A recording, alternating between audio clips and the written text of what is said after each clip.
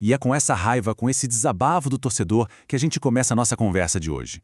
Uma frase que, olha, resume o sentimento de muita, mas muita gente. Pois é, uma noite que tinha tudo para ser um passo importante, um passo rumo à Libertadores, mas que se transformou num verdadeiro pesadelo lá na Vila Belmiro. A pergunta que não quer calar é: o que aconteceu com São Paulo? Bora dissecar essa derrota, ponto a ponto, lance a lance. Vem com a gente para entender o que deu tão errado nessa noite, que o São Paulino quer com certeza esquecer. Vamos começar pelo fim. Acabou o jogo e junto com o apito veio um banho de água fria na torcida. Uma frustração gigantesca debaixo da chuva de Santos. Uma noite que, francamente, testou a paciência de todo mundo. E olha só, mais de 10 mil pessoas, 10 mil torcedores que foram até a Vila acreditando, esperando uma vitória.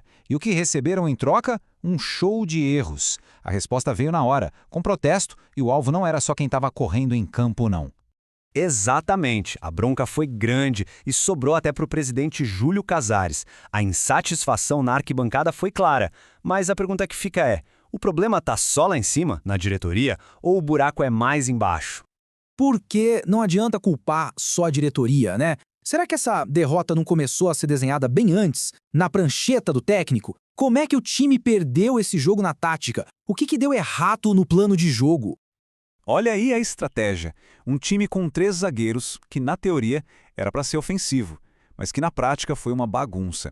No primeiro tempo, o São Paulo até que tentou, sabe? Teve chance com o Lucas, com o Luciano, mas e daí? Criar e não marcar não adianta nada. Faltou capricho, faltou qualidade para colocar a bola na rede. E tiveram chance sim. Olha aí, aos 16, aos 21, aos 27 minutos, o time chegou, finalizou, mas parecia que tinha um muro na frente do gol e esse muro tinha nome. O nome dele, Cleiton, o goleiro do Bragantino, simplesmente fechou o gol. Ele foi o cara do jogo no primeiro tempo, segurou a pressão e manteve o time dele vivo na partida. Mal sabia a gente o que estava por vir.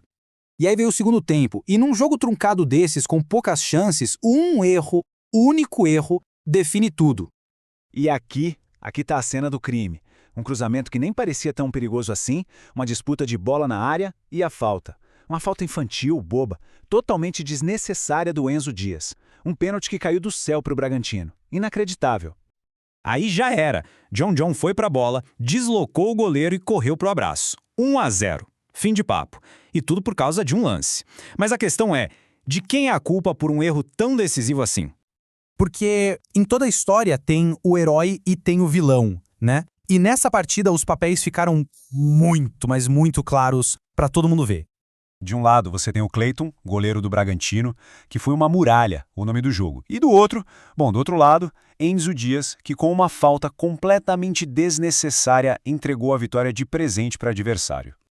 De novo ele, é o que o torcedor gritou. Parece replay, não é possível. Em momentos decisivos a falha aparece. A paciência da torcida, pelo visto, acabou de vez.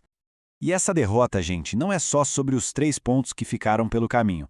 As consequências dessa noite chuvosa podem custar a temporada inteira do São Paulo. É o preço de um único erro. Dá uma olhada na tabela. O São Paulo tá lá, parado em 8º lugar. A distância para o G7, que é a zona da Libertadores, tá virando um abismo. Com o campeonato acabando, uma diferença dessas é quase uma sentença. Então a gente precisa perguntar, né? E aí, acabou o sonho? A vaga na Libertadores foi jogada no lixo numa noite de quarta-feira em Santos?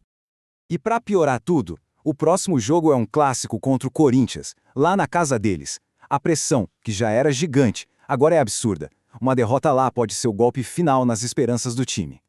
E depois de tudo isso, qual é o saldo final? O que fica dessa atuação?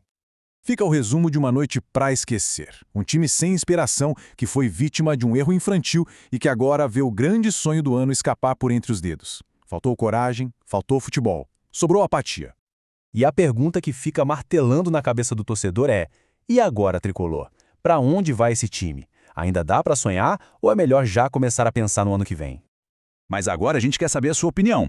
Para você, quem foi o grande culpado por essa derrota? A falha individual? A tática do técnico? A diretoria? Deixa aqui nos comentários, vamos debater. E se curtiu essa análise, não esquece, deixa o like, se inscreve no canal e compartilha com toda a nação tricolor. Até a próxima!